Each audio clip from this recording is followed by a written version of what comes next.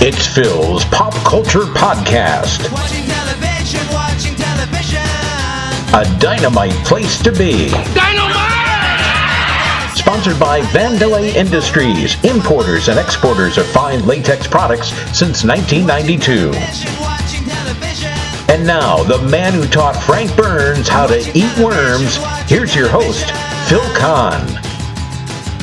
Hey, I'm coming over. We won't have to talk. Let all the bright lights come out of the box. And thank you, John Meany, wherever you are. As John said, I am Phil Kahn, and this is Phil's Pop Culture Podcast. Now, you may not recognize the name of today's guest, but you almost certainly know his face. For more than 40 years, Walter Olkewicz has appeared in countless movies and TV shows, including the role of Jacques Renault in Twin Peaks, and Nick the Plaza Cable Guy who goes toe-to-toe with Kramer in one of my favorite Seinfeld episodes. For the past decade, however, he's acted only sporadically because of health issues. I recently had a really nice chat with Walter, reminiscing about his myriad of acting roles and his dreams of conquering his health issues so he can get back full-time to the career he loves. Let's take a listen to my interview with the very talented Walter Olkewicz. Hi, Walter. Thanks so much for being here today. Well, Walter's not here right now. I'm sorry, you must have the wrong number.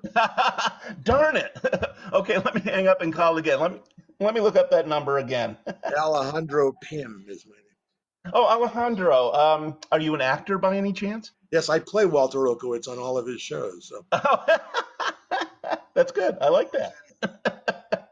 So you're a Bayonne, New Jersey kid, huh? Yeah, Bayonne. Sandra D is from Bayonne. I don't know if you remember Sandra D from there. Of course. In fact, when I was in I guess the 7th or 8th grade, they had a big parade for her in Bayonne, and they called it D-Day in Bayonne, and gave out these hundreds and hundreds and thousands of pictures of her to these crowds that will, lined the streets as this parade happened. It was really quite wonderful. And then to complete the cycle, I guess when I was already doing a couple of TV shows and I was, fairly famous, she was doing a play called Love Letters here in LA. And my mother was here and she was a big Sandra D fan. So I called and I said, I'm from Bayonne and blah, blah, blah. So we went out to dinner with Sandra. It was about 2 years before she passed away. And it was quite wonderful to just, what she'd been through, what I'd been through. It was really, really quite nice. That's terrific. Oh, what a great story. Now, I did some cheating. I went to Google. I know a lot about you, but I wanted to learn some more ins and outs about you. Sure. I see that your first paying acting gig, not on TV, was playing an old-time comedian. Could you tell us a little bit more about that? I don't remember that. What? Laurel's Stan Laurel's sidekick. Oh, that wasn't a movie thing. That was I worked with the LA Mime Company, and we did tours on the actual Queen Mary. Yeah, that was the first paying job I ever had. And I had always done Oliver Hardy and parties and jokes and stuff. So we dressed up and I made $50 a day, which was a monumental amount at those points. And we just walked around with the tours, and the tour would say, "We need a volunteer," and say, "My friend and I would be happy to be of assistance." And we would get up, we would do up the thing, and then on off days, because they wanted to give us off days, I would do W.C. Fields, which was kind of fun too. But yeah, that was the first job. Well, come on, give us a little of that too. W.C. Fields, get the little boy out of the way. Get him out. Oh yes. So did you, with the Oliver Hardy deal, did you master the art of twiddling the tie or whatever the hell they call it? In fact, I did 3 commercials as Oliver Hardy from people that saw me on the tour, and they all got taken away because the rights to Oliver Hardy were held by somebody that didn't want to give it up, and so as it turned out, we didn't. I filmed the commercials and got paid for them, but they never aired. So And it was actually owned by Chuck McCann. I don't know if you know Chuck. Yes, I follow him on Facebook, and I've seen his commercials. Yes. Wonderful. Chuck is a wonderful. I grew up watching him on, when he had a great kids show, and then we did a little movie together. Wonderful little movie that was entered in the Oscars for short film, and it was about a young, kind of goofy kid who was really a nerd. That was me, and Mhm. it was a wonderful plot. And then you see that he's rejected by this girl, and he's rejected by this, and he's just sad. And the only way he kind of gets happier is he watches old movies in this old place where he watches these things on a big projector. And suddenly, as he's watching these old movies back from the 30s and the 20s, he sees what looks like himself in these movies. So he looks and he looks and he looks, and then suddenly one of the guys comes out of the movie, and it's Chuck McCann, who is in black and white, and he winds up teaching me these tricks to do. So it becomes this whole, you don't know if it's a dream, you don't know if it's really happening, but as I'm dealing with him, he's in black and white and I'm in color.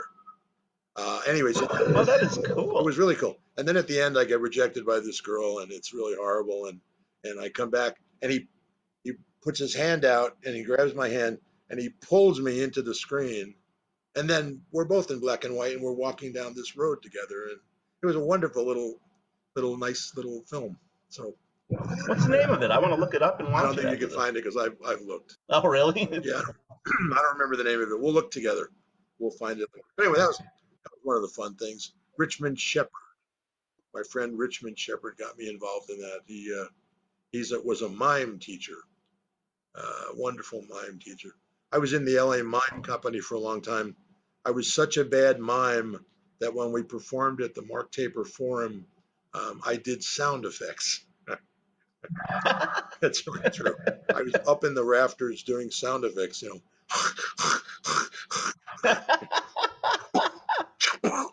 because I was too bad a mime to actually be on stage. And yet somehow your career blossomed. In other ways, but certainly not mime. Yeah, a wonderful actor. Bill Kirkenbauer was part of that group. He was really nice. I know Bill Kirkenbauer. I also am connected with him on Facebook, and I want to interview him soon. Yeah, he's just getting back to the States. He's doing something in Bangkok. Yeah, I've seen he's posted a lot of pictures from Bangkok. I think he's over there with his son right now. Well, I'm writing a bunch of new little plays that I just had my old theater partner agree that he wanted to put together an evening of Walter Olkewicz short plays. So I wanted to run them by Bill since I've known him for 40 years. Yeah. And he agreed to, and I'm going to send him some. So I just actually emailed him today. So. Oh, no kidding.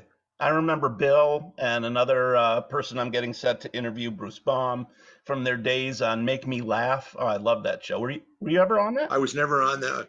My friend Bob DeSimone was on that, though. I love Bob. Oh, I know that name. Yeah. Yeah, what a great show that was. What a great show that was. No, I never got on that. I was too busy doing my series stuff. So. Yes, and here's the long list.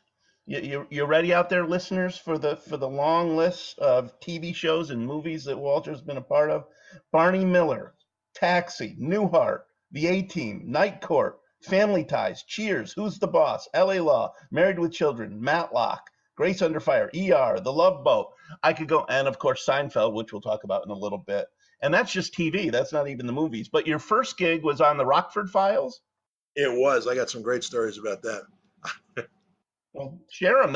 This is the forum to do that. The first thing I ever did, and I was scared to death. And I had a Friday shoot, and then I had a Monday shoot. So, but on Friday, I was doing this I didn't know anything about cameras yet, so I was doing this close up of James Garner, and he said, "Son, I need you to stand right there," and I get an eye thing. I can look right into your eyes. So he told me to stand there. So I did, and we did a rehearsal, and then everybody ran away, and I was standing there, and some camera guy said, "You got to move out of the way here. I got to move this camera." Oh, okay, I'll move. I'll do whatever anybody tells me, and I'll just keep moving, and I'll move there, and then I'll move there. And then when it was time to film, I was no longer in the spot that James Garner had told me to stand in. So he Uh-oh. started to talk, and then he looked to where I was, but I was in the wrong place, and he said, "Oh, damn, son, you got to go where I tell you to go. You got to stand." And I said, "Oh my God, James Garner just said, oh, son," and he yelled at me, you know. And I went home that night. Oh, and then we had this thing where I was supposed to come down these stairs, but in the script, it said everybody comes down the stairs except in my character's name. So when the director said everybody comes down the stairs, I said, "Oh, he must not mean me." So everybody came down the stairs except me, because that's what it said in the script. And he said, "Cut! Why didn't you come down the stairs?" I said, "Everybody." I said, "Well, he said, well, fuck the script. You don't look at the script. I told you everybody."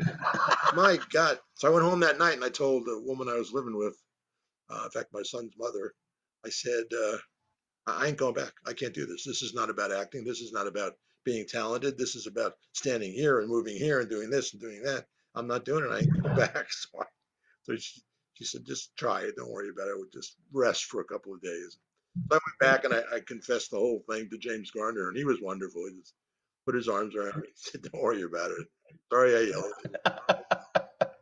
It kind of reminds me of the Mickey Mantle story. He was having a tough time when he first came up to the Yankees and Yeah. wanted to quit, and he was talked out of it and ended up obviously with a Hall of Fame career. Kind of the same thing with you, it sounds like. A little bit, yeah. I would never have quit, but I wanted to for those 2 days. Funny, Mickey. I got a great Mickey Mantle story too. My dad Please.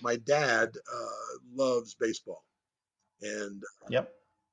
I love baseball. I went to see these little shows they had right before the Brooklyn Dodger games in Brooklyn.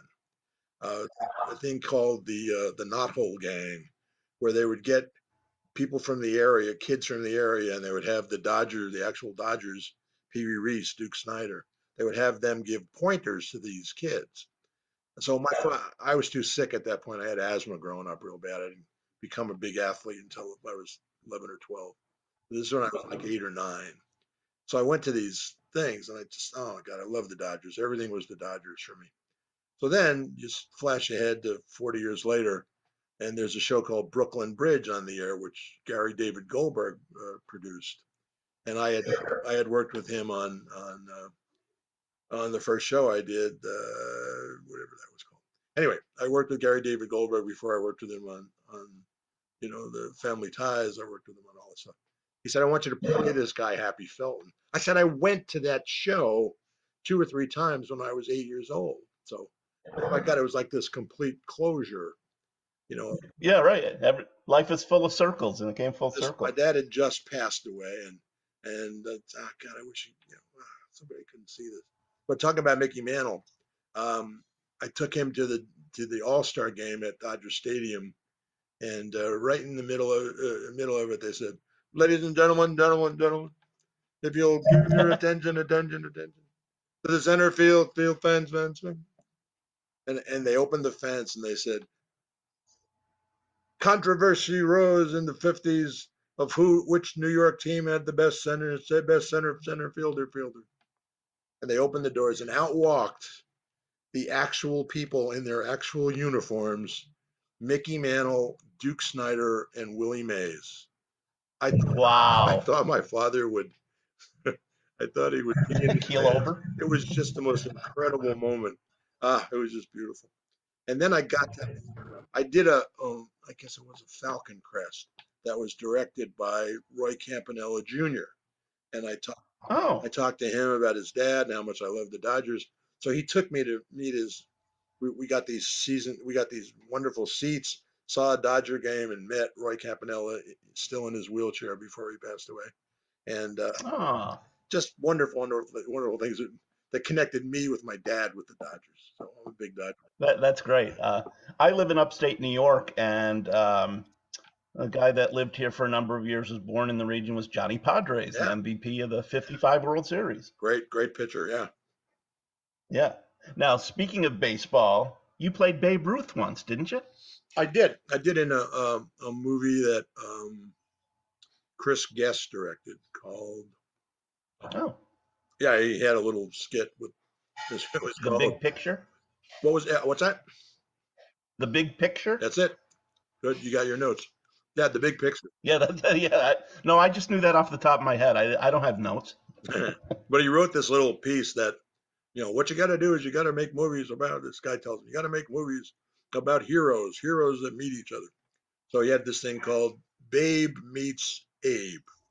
So it was about Babe Ruth meeting Abraham Lincoln. That was the bit. It was just a little 2-minute bit. Didn't he know they didn't live at the same time? Sure. It never worked. It was just some idea that they were giving to Kevin Bacon. So anyway, I did it, and Chris called me and said I'd worked with Chris a couple other times, and also I used to play baseball with Chris. Chris Guest was a friend from there. Oh, So they said, we got a real Yankee uniform for you to put on. Well, the Yankee uniform was so small I couldn't get it on, so they had to cut it in half and pin it. So every time I swung the bat, all the pins would pop loose and the uniform would come off. To my embarrassment, and we did 2 or 3 days, and I went home. but I heard you had a lovely physique back then. I don't know why you were embarrassed. Oh my gosh, yeah, I was. I went through periods of either being overweight or very overweight. That was my. So how did you catch the acting bug? Well, when I was in grammar school, there were some church plays, and we knew some girls that were doing that, and we wanted to meet girls, and it was just a way to meet girls. So we did all these little skits and stuff for the church thing, the church group. Our Lady of Mount Carmel in Bayonne, New Jersey. Did some plays there, and then when I went to high school, and I did the lead in every school play that was there. I actually did a version of The Courtship of Eddie's Father when I was a freshman in high school at Bayonne High School. And then Bill Bixby once directed you, didn't he? He did, yeah. We talked about that. Yeah, he directed me in Wizards and Warriors. But Right. Yeah, and it was funny because I was 14 years old, and all the girls in the high school play, were all seniors, and I had all these kissing scenes with them. So, Oh, awesome. and they hated that they had to kiss this 13-year-old, and they were the pompous 17-year-olds, and they were much above that. And I would always get it wrong intentionally so I could do the kissing scene. Yeah. Can we practice that? He's doing that on purpose. He's doing that on purpose. Right. No. I just forgot how you want me to do it. But it was interesting. Is it both lips or just my upper lip? How do you want me to do And this? is there tongue or no tongue? There's no tongue, of course. There's no. And interestingly enough, the play, if you ever, you have no reason to probably, but ever see the play or read it, that my character is always on stage. He's never off stage. I had like 700 lines. Oh my It was God. like one of the first plays I ever did, and I got broken in pretty early. But that was, fun. I love doing plays at Bayonne High School and St. Peter's Prep, and it was great. What else? That is terrific. What's that? What else? What else? I've got a whole long list here. I'm not even close to being done with you. I have to mention this because I'm a big Seinfeld fan. That's where I first saw you. Actually, let me take a step back. I've seen you in a million things. Cheers, Barney Miller. Actually, I saw the episode like last week. I happened to stumble across one of the episodes you were on there. But when it really hit home for me is when you played Nick, the Plaza cable guy on Seinfeld. Can you tell me about that experience? Got stories for every one of the 3 things you just mentioned. Got a great story about Barney Miller. Got a great story about Cheers. All right, but we'll start with Seinfeld. Seinfeld used to film right across the lot from where I was doing Grace Under Fire. And we were having a lot of trouble at that point. Brett was going through a hard time. She didn't like to rehearse. She wouldn't rehearse. And the same casting people did both shows. So they called me in. They wanted me to do this part on Seinfeld. And I said, yeah, of course, I'd love to do it. It was a week that I wasn't in the show on Grace, so it was great. And I went over there and found exactly the opposite. I mean, the guy, what's his name? Blanking on his name. The guy that played my brother, Kramer, the actor that plays Kramer. Michael Richards. Michael Richards rehearses more than you could ever imagine anybody rehearsing with how good he is. I heard he's very obsessive. Oh, but it's great. It's great because I went from a place where they wouldn't rehearse anything and to a place where this guy is just beautiful. Can we work on that again at lunch? Can we work on that moment again? Can we work on that again? So it came out so beautifully, I think, because he was just not going to settle for anything except greatness, and it was great. Oh, definitely a perfectionist, and it showed. Yeah, he's a wonderful guy, and the whole experience was wonderful. It's funny. I was sick one day on Tuesday. Both people that don't know, Monday and Tuesday and Wednesday. Monday you have a reading. Tuesday and Wednesday you just have rehearsals with no cameras. Thursday you get cameras brought in, and then Friday you shoot for the audience. But on Tuesday I was a little sick. This is what I always tell the story of how Jerry Seinfeld did a Jerry Seinfeld at me. But I went over to him and I said, I hope I'm not a little slow today because I was wearing shorts. I always wore shorts, like basketball shorts. I wasn't big on long pants. It was raining out. I was still wearing shorts, and I said, "So I'm a little behind today. I hope you'll forgive me." And he said, You tried pants. Pants works for a lot of people. Jerry Seinfeld. That's a great impersonation. That's my Jerry Seinfeld impersonation. The other impersonation. Why don't you wear long pants? The other impersonation I have is of Bob Newhart. I worked with Bob Newhart. Now, when I was in the 8th grade, the guy that lived upstairs from me, gave me these albums, and they were comedy albums. Yeah, where he's on all his phone. On the phone, yeah, the Bob Newhart things. And in fact, the first show so the albums I got were Shelley Berman, Bob Newhart, and Jonathan Winters. So I learned them, memorized them, and would do them in the schoolyards where I was still in grammar school. That was just it. So the first show I did, one of the reviews came out and said, Olkewicz, a hilarious bigger man who's a cross between Bob Newhart and Jonathan Winters. And I went, well, that's really interesting because that's where I started, was learning those guys and memorizing those guys. So when I did the Newhart show, I told him that. I said, I went back. You were one of the foundations of my comedy, blah, blah, blah. I used to do it for my 8th grade class when I was in the schoolyard. And he looked at me and said, had to mention that thing about the 8th grade, did you? Typical Bob Newhart voice. Anyway, The little stammering Bob Newhart. Yeah, I love it. Anyway, so the Seinfeld was great. Cheers, I sort of was offered the part of Norm before George Wendt was. They wanted me to look at it and if I would do it, and we passed on it right away because I was offered Wizards and Warriors. It was the same year, and it was just a much better part. It was a lead. It was a big thing. Norm at that point was like the 9th person on the cast list, and he had like one line in the pilot. So I passed on it. So anyway, things might have been different. And what's the other one? Oh, Barney Miller. Barney Miller, great story. Yeah. Great story. Noam Pitlick, who is the director of the 2 Barney Millers I did. We got to be kind of friendly, and he was nice. Had dinner at his house a couple of times. Well, now I'm in Europe.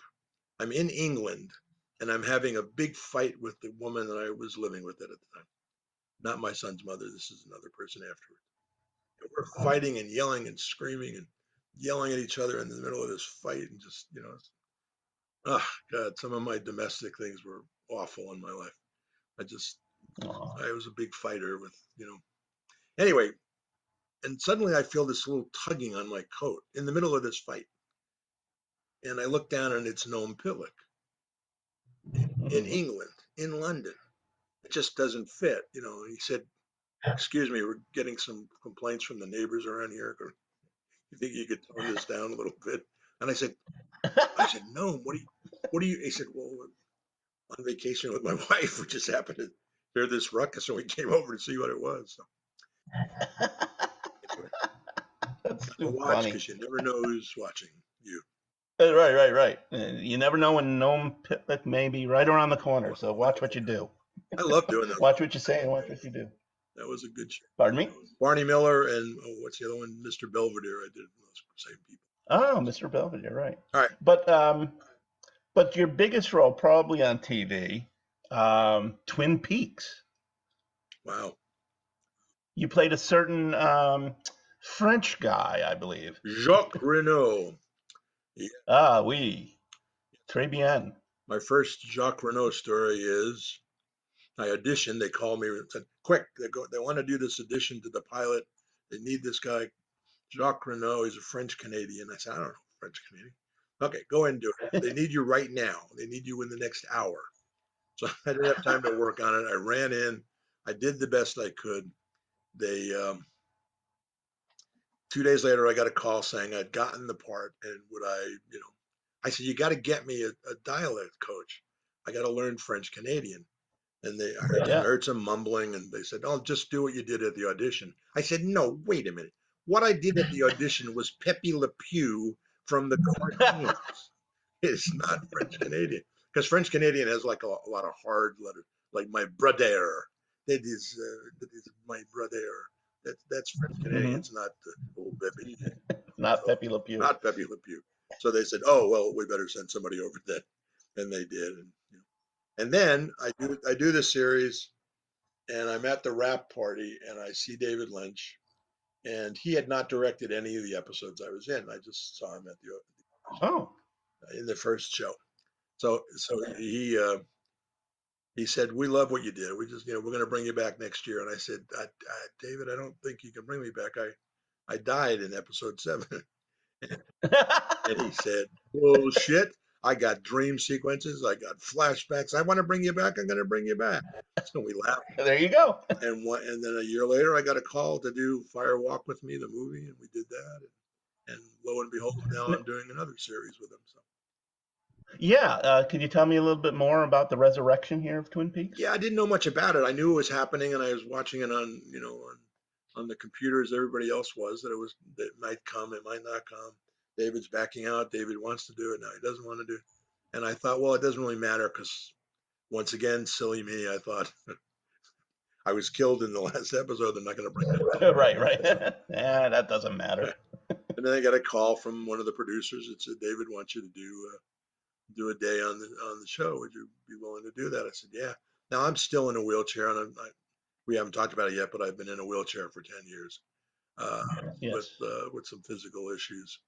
So I said, "Yeah, I'd love to do it. How am I doing this?" And they said, "Well, you're actually going to be playing Jacques' brother, Jean Michel." So he just invented a brother that I guess we haven't talked about it yet. It might be a twin brother. We don't know. Well, I hope it would be a twin brother. And then luckily enough, it was so wonderful. So wonderful. I hadn't worked in 10 years. I'd had all this great history, but I hadn't worked on anything except 10 years. Most of my focus was on trying to get better with this knee. Uh, Well, I'm glad you mentioned it. I certainly want to talk more about your acting career, Walter. Wait a But minute. this I'm is a not nice finished. segue. Stop interrupting. What's I'm that? not finished with my story. Be quiet. So, Oh, I'm sorry. Go ahead. I thought you wanted to segue into your medical situation. no. Don't worry about it. So I hadn't worked in 10 years. So I get to the set and I'm like a little scared.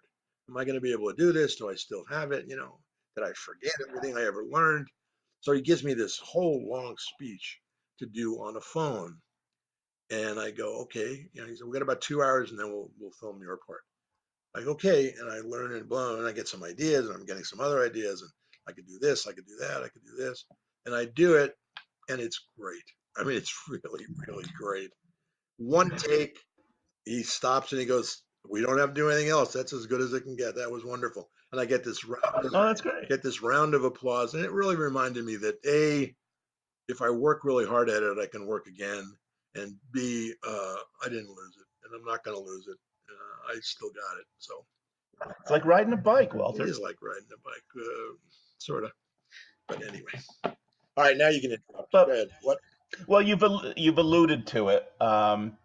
You've had some medical issues. It's been a real nightmare for you. Can you take me back? I know you had surgery on one of your legs, and it went well. It was fine, and then all of a sudden, the other leg becomes a problem. Yeah, I was doing a movie with Tommy Lee Jones in Texas called The Good Old Boys, and just was having all this trouble with one leg, and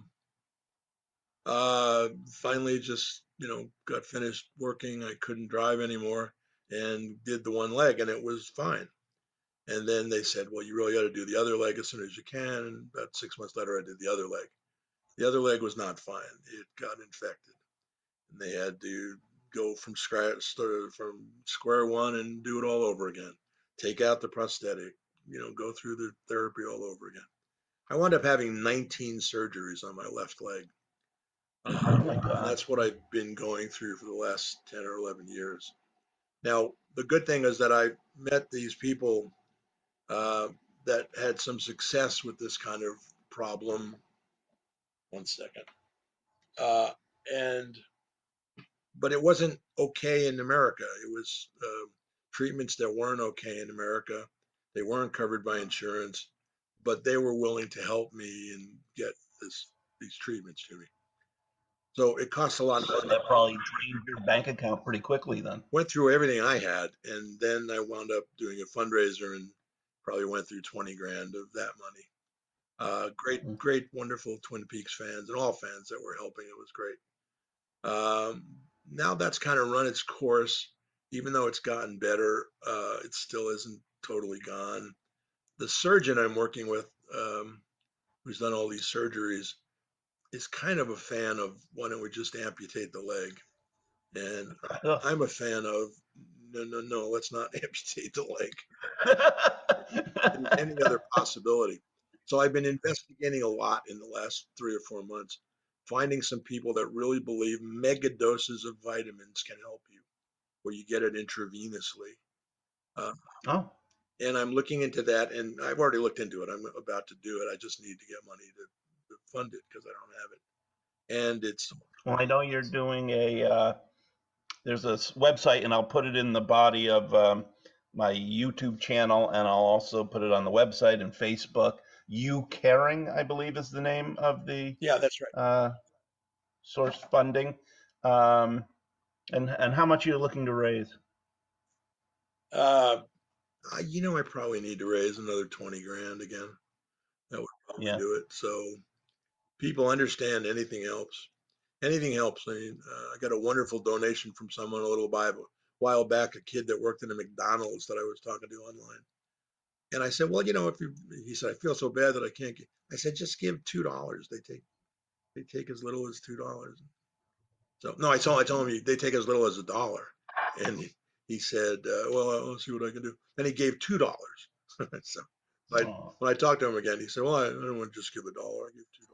But $2 from him means as much as $50 from other people. People like you that have been generous. It's nice. It means just as much. Absolutely. Because anything helps. Anything helps. And the thing is now I have all these great pictures from Twin Peaks, from Seinfeld, from things that I could, if anybody's willing to give, I don't know, $50 or more, I could send you a bunch of autographed pictures. And no matter what you give, if you'd like a picture, just let me know, and we can do an exchange with that. And oh, that's great. I had actually contributed a while back, and I contributed again recently. And by the way, I challenge all my friends and the listeners of this podcast, don't just share these posts and say how wonderful everything is. I want you to match my donations, damn it. I'm going to follow up with you, and I'm going to ride your asses until you chip in. And as Walter said, even if it's $1 or $2, let's get those wallets open. Anyway, I'm off my soapbox for a second, but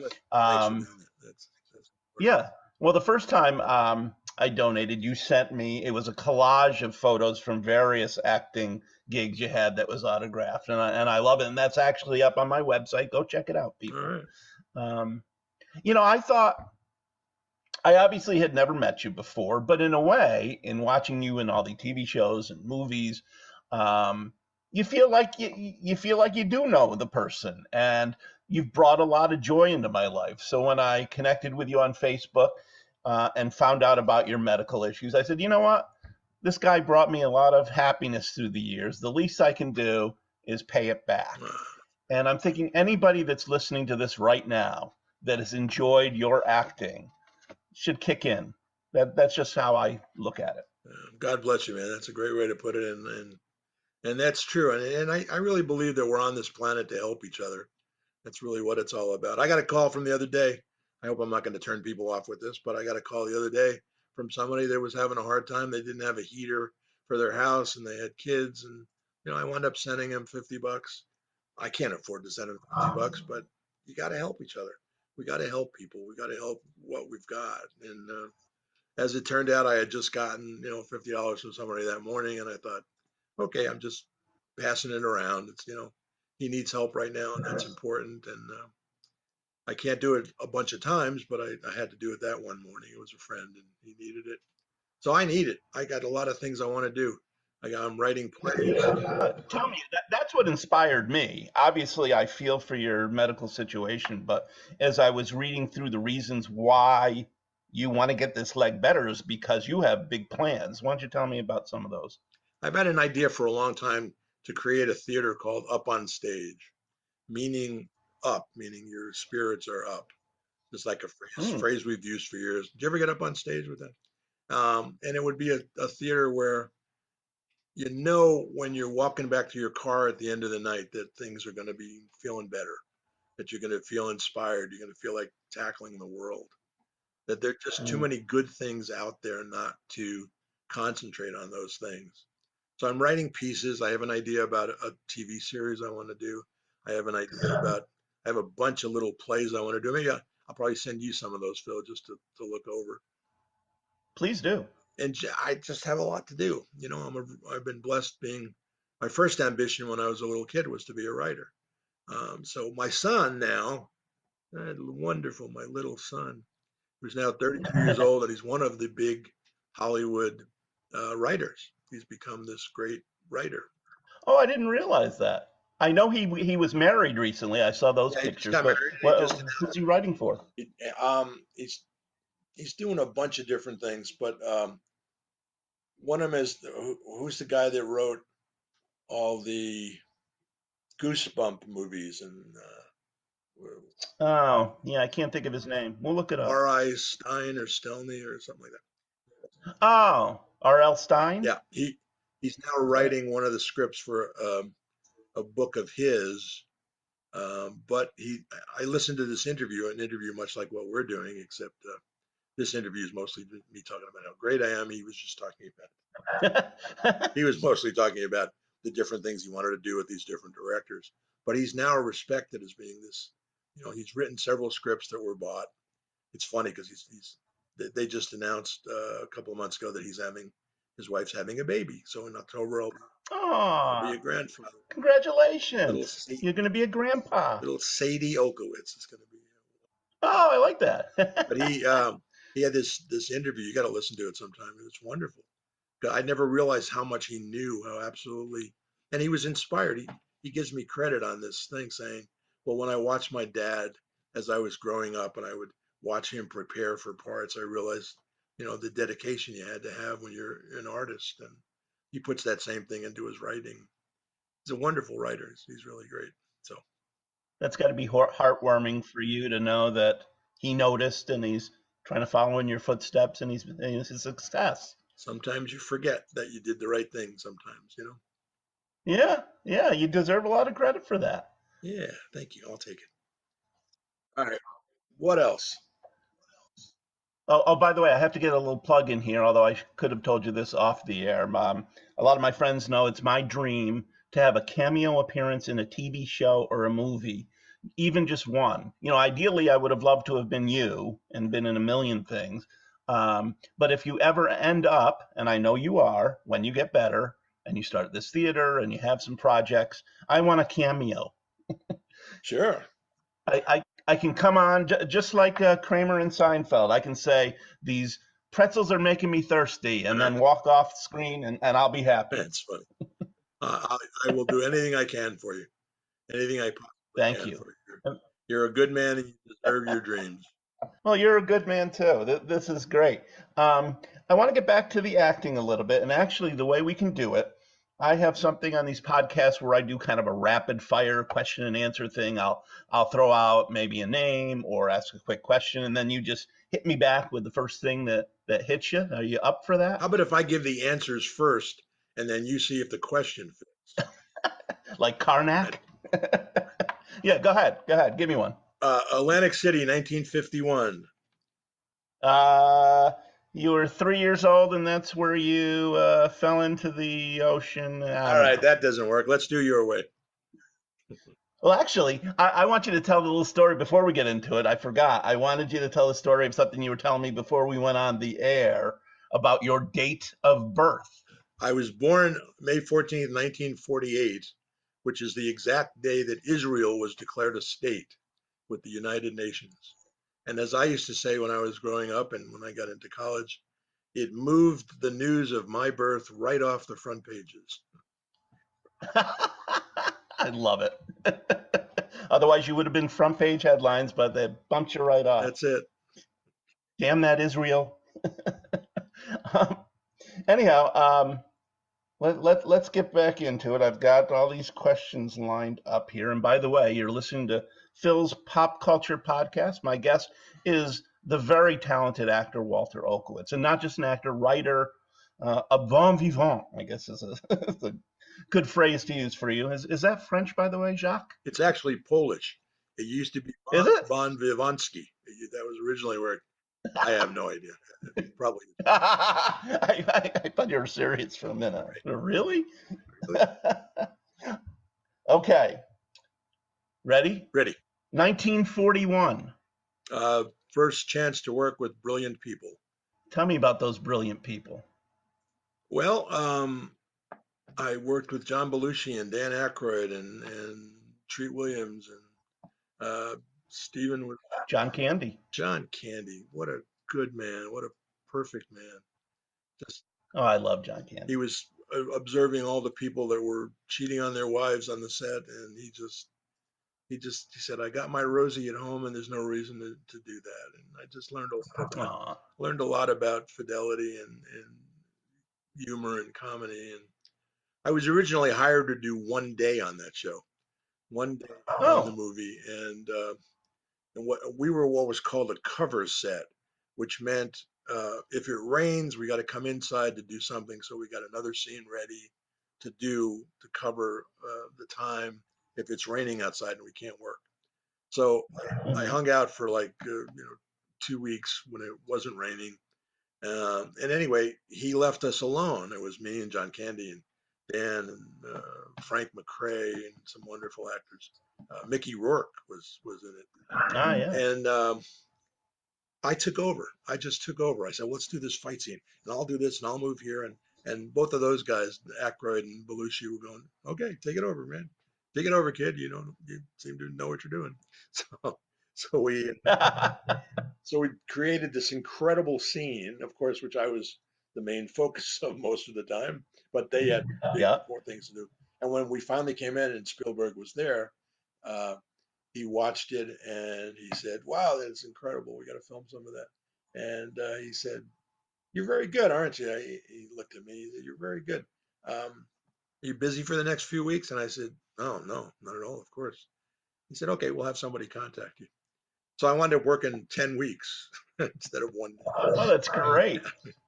It was. You really impressed Spielberg, huh? I did. Yeah. In fact, another Spielberg story, I was at the what's it called? The People's Choice Awards, and he was getting one for Schindler's List, and I was getting part of Grace Under Fire.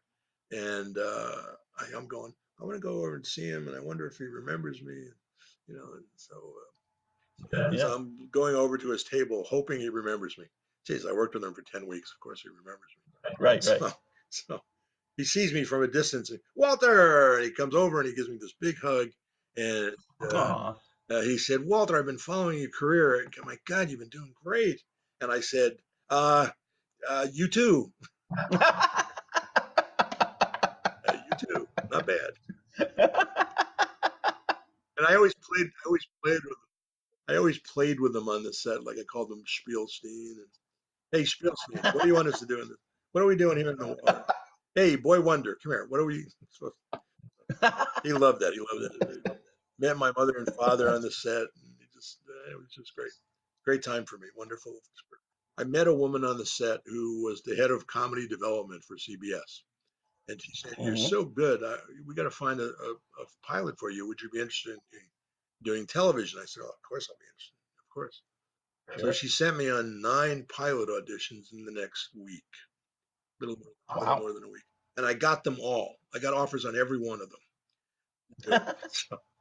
So I was cooking. Wow. That's when I wound up doing whatever that one was. I did that first one with Gary David Goldberg.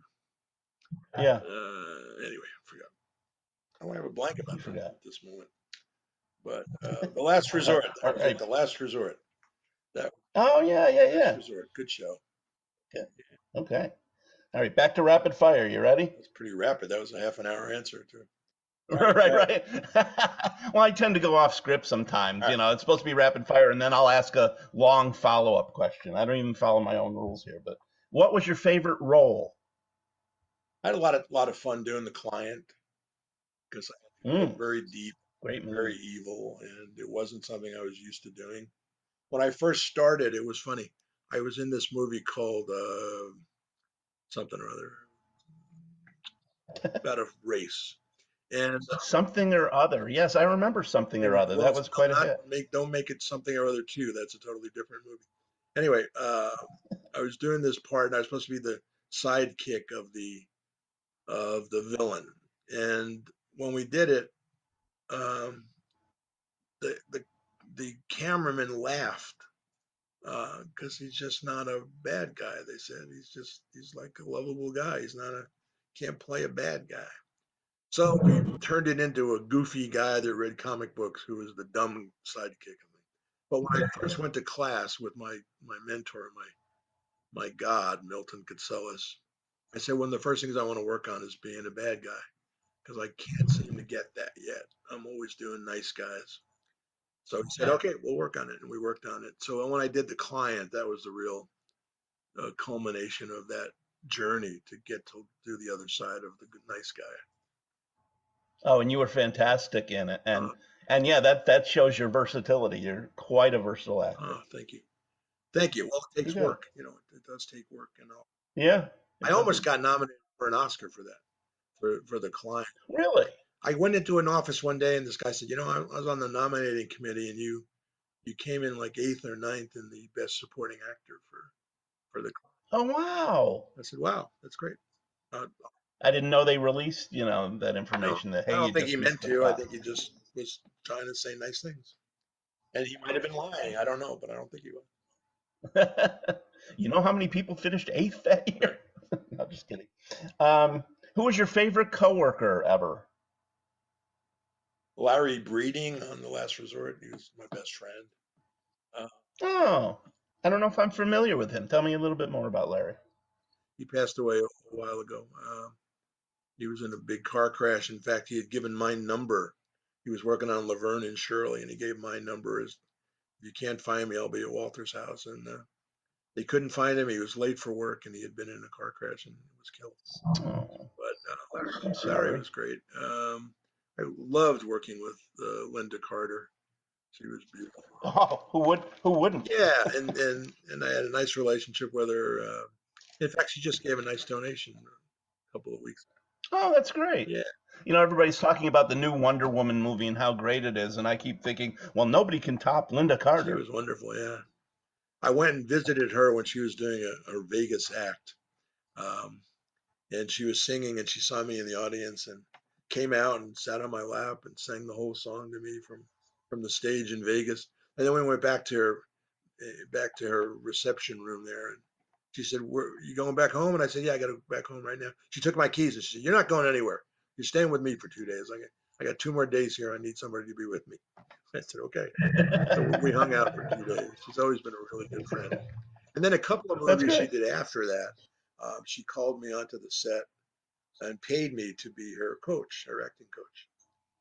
Oh, Yeah, she gave me a part in each of the things, and then I wound up being coaching her at the same time. Wonderful, beautiful lady.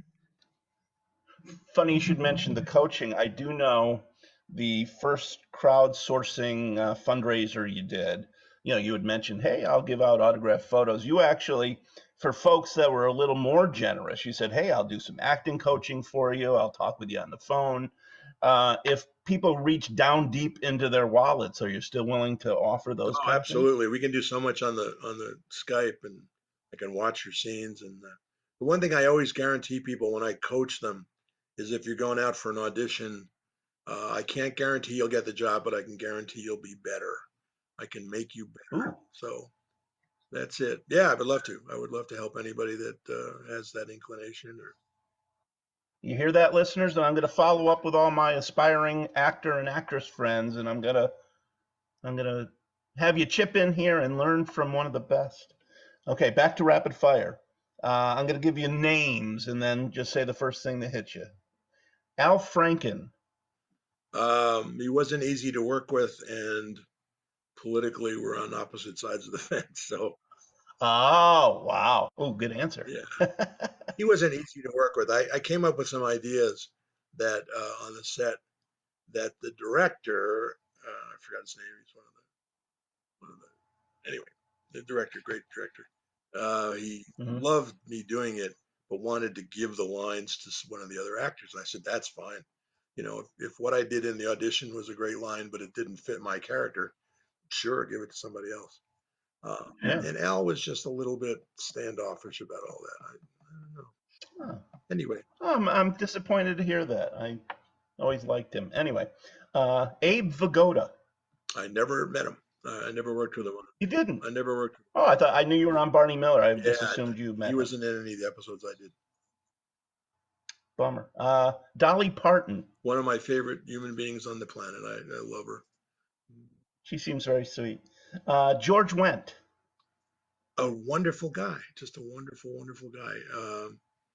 Good-hearted and I love George. What a talent! One of the few times I ever didn't do a part that somebody else got, and I said, you know, that guy did it probably better than I would have. He's wonderful on that show. So Uh, have that kind of generosity toward him. He's a wonderful man. yeah. Jerry Seinfeld. Fun, just fun. He's has fun playing, and he's delightful. And I know we already talked about him and you talked about what a perfectionist he is, but Michael Richards. Yeah, a perfectionist and someone that's delighted in the art of comedy and knows there's things like silence and things like beats. You know, you should say that, but don't say it right away. Say it dun, dun, then. You don't get Yep. too many people that are aware of that. Most people think it's making a funny face and saying a funny line, but it's always a lot more than that. Anyway, You know, it's funny. I'm glad you mentioned that. There's something about the scene at the very end of the episode you're in Seinfeld where you're standing outside the door, and the way you deliver the apology is just there's some beat or rhythm to it that I really like when you go into I don't know, maybe we need to do this. yeah, It's brilliant, and it was probably very subtle on your part, but I just love that scene. And then he comes out and hugs you. It was great. really. Yeah, it's two people that are very aware of timing, and it's on my highlight reel. I love that scene. You're right. Oh, it's terrific. All right, Tommy Lee Jones. I know you've worked with him on 3 movies, I think. He is an incredible perfectionist. When we did Good Old Boys, he was so in love with, not in love, he's just dedicated. He's dedicated to the idea that you do it the way it's written. Every word, every nuance, every pause. So I had like 2-page dialogues that I had to do, and he'd come to me afterwards and say, "Yeah, that was good. You didn't, but you said could be here when it should have been, you know, could. You know, take the beat." Dedicated, just by far the smartest person I've ever worked with. He, Really? yeah, I think he roomed with Al Gore or somebody back in Yale, but yeah, he was incredible, just incredible, smart. That's He great. used to do these games when we were waiting around for cameras to get changed, where he would challenge everybody in the vicinity. There are 20 people there. You know, give me fast, rapid fire questions. You know, what was the name of the painting that so and so did? This is what was the name of the? What was it? They just got them all. Just boom, boom, boom, boom, boom. So, Walter, you were telling me you had a fun Dan Aykroyd story. Can you share that with us? All right, so we're working on 1941, and we're in this little diner. It's me and Dan Aykroyd and Mickey Rourke and John Candy. And we're outside waiting for the cameras to get set up. And this person outside, it's now 3 a.m, you know, and not many people around. This guy comes over and he looks over at, oh, you guys making a movie? Yeah, we are. Looks at me and he says, who are you? I said, oh, I'm Dan Aykroyd. I was on Saturday Night Live, working on the Blues Brothers. I'm doing this. He said, oh, yeah. And he looks at Dan Aykroyd and he says, who are you? And Dan Aykroyd says, I'm Walter Olkewicz. Nothing. So the timing went, I'm Walter Olkewicz. Nothing.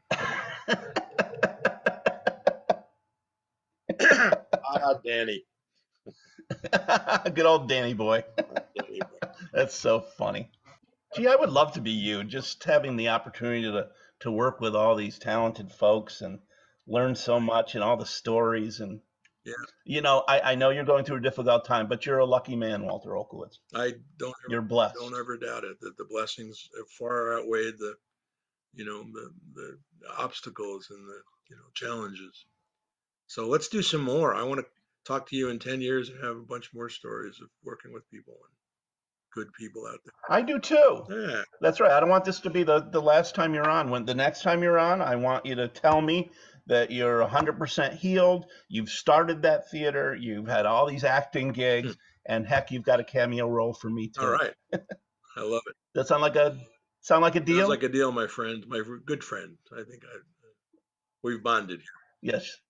Yes, I think so too. You're a wonderful man, Walter. And once again, everybody, if you've enjoyed this podcast as much as I have, and you've listened to it, and Walter has brought you lots of joy over the years, which I know he has, please, please, please join me in helping him out. He's in need right now.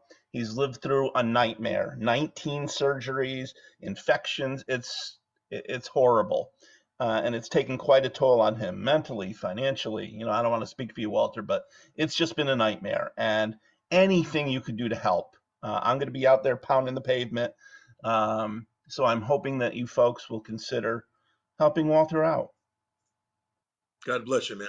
Walter, God bless you too. Thanks so much for being on. I wish you nothing but the best, my friend. All right. Thank you. And thank all your listeners. Thank you all. I'd like to thank my guest, Walter Olkewicz, for taking the time to chat with me today.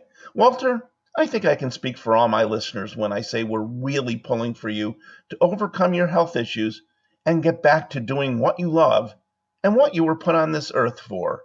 Keep fighting the good fight, brother.